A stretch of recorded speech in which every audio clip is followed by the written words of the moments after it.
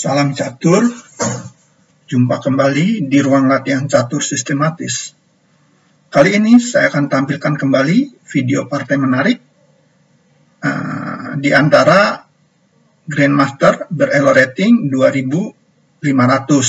Tentunya yang saya akan tampilkan adalah partai-partai mini. Sebelum saya lanjutkan video ini, saya ingin menyapa dulu. Pertama, buat Ibu Tri yang berasal dari Salatiga yang selalu nge-like video-video saya. Bapak Peter dari Perkumpulan Catur Kuda Putih yang berlokasi di Apartemen City Park, Jakarta Barat. Bapak Andreas Susanto, salah satu pemain yang sudah cukup lama saya kenal dan sekarang tinggal di Brebes. Bapak Markus Dudeng dari Kupang NTT, Bapak Kusnaryadi dari Kabupaten Tanah Bambu, Batu Licin, Kalimantan Selatan, dan juga bergabung pada Perkumpulan Catur Kuda Simpang 4. Dan murid saya, Gun-Gun, yang tinggal di Padeglang saat ini. Terima kasih untuk semuanya yang selalu mendukung saya. Kembali ke catur. Kali ini saya memilih partai yang menarik, yang diibaratkan kalau dalam olahraga tinju, sudah dari awal terjadi jual beli adu pukulan. Partai ini dimainkan oleh Grandmaster Mihail Suba, memegang buah putih, berelo rating 25. Mihail Suba sendiri adalah pengarang buku-buku catur yang bermutu. Lawannya adalah Grandmaster Gyula-Sak yang berelo rating 2575 yang merupakan pemain yang bergaya tajam. Baik, kita akan ikuti langkah-langkahnya. Putih membuka permainan dengan C4, dibalas kuda F6 oleh hitam, dan partai berlanjut kuda F3, C5, kuda C3, D5, C makan D5, kuda makan D5. Dalam posisi ini, putih mempunyai 3 pilihan yang umum atau yang sering digunakan, yaitu E4 yang merupakan pilihan utama, atau D4 dan G3. Kita akan menganalisa kemungkinan D4 dulu.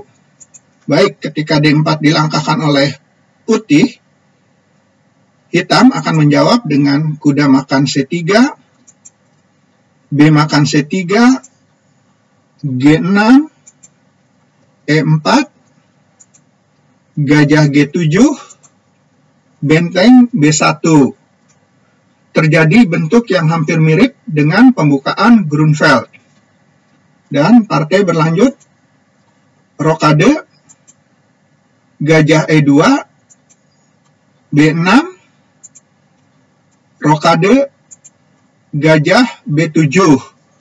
Seperti pada partai Grandmaster Anies Giri, elo rating 2779, melawan Grandmaster Fabiano Caruana, elo rating 2819. Dan partai ini sendiri berakhir draw pada langkah ke-32. Saya mundur lagi. Kemungkinan lainnya yaitu G3. G3, hitam bisa melanjutkan dengan kuda C6, gajah G2, G6, D3, gajah G7, gajah D2, rokade, B6. Seperti pada partai Grandmaster Liviu Detier Nisipeyano, elo rating 2683, melawan Grandmaster Maxim Lagrave, elo rating 2791. Dan partai ini sendiri berakhir draw pada langkah ke-27. Kembali kepada posisi partai utama. Setelah kuda makan D5, putih melanjutkan dengan E4, dan partai berlanjut kuda B4, gajah C4, kuda D3 melakukan langkah skak, raja E2, kuda F4, raja F1, kuda E6. Saya mundur satu langkah. Grandmaster Emil Sutowski ketika bermain dengan buah hitam melawan Tiger Person melangkah dengan gajah E6, dan di sini dibalas dengan gajah B5 melakukan langkah skak, gajah D7, D4,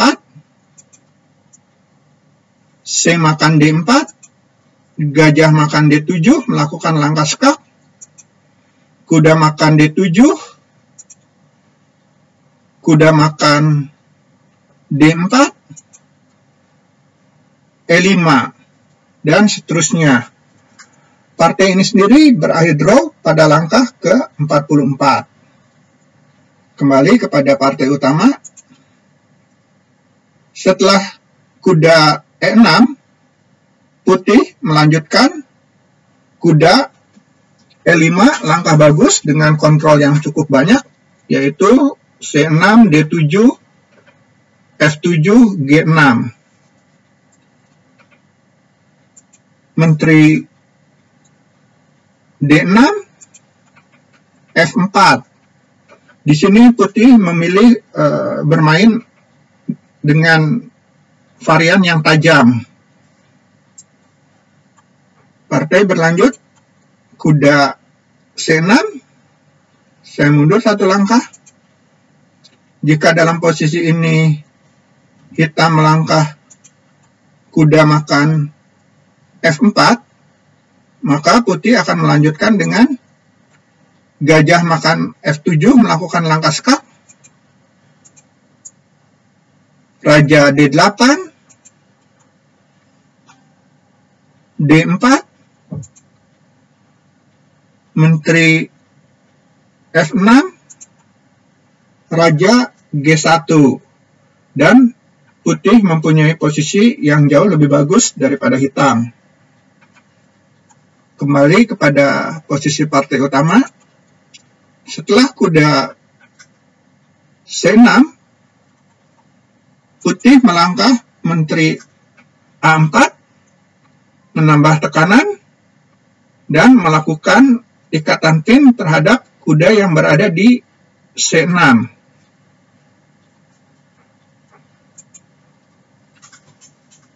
Kuda E ke D8, menambah penjagaan terhadap kuda C6.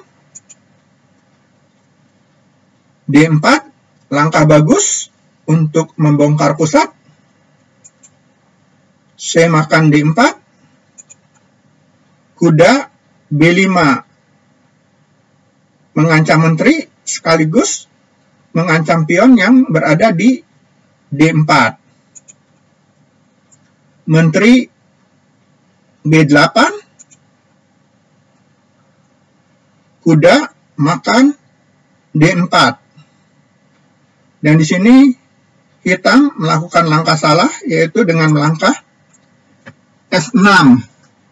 Kesalahan fatal yang tidak melihat bahwa kuda yang berada di D8 mempunyai tugas berat, yaitu menjaga cetak C6 dan F7.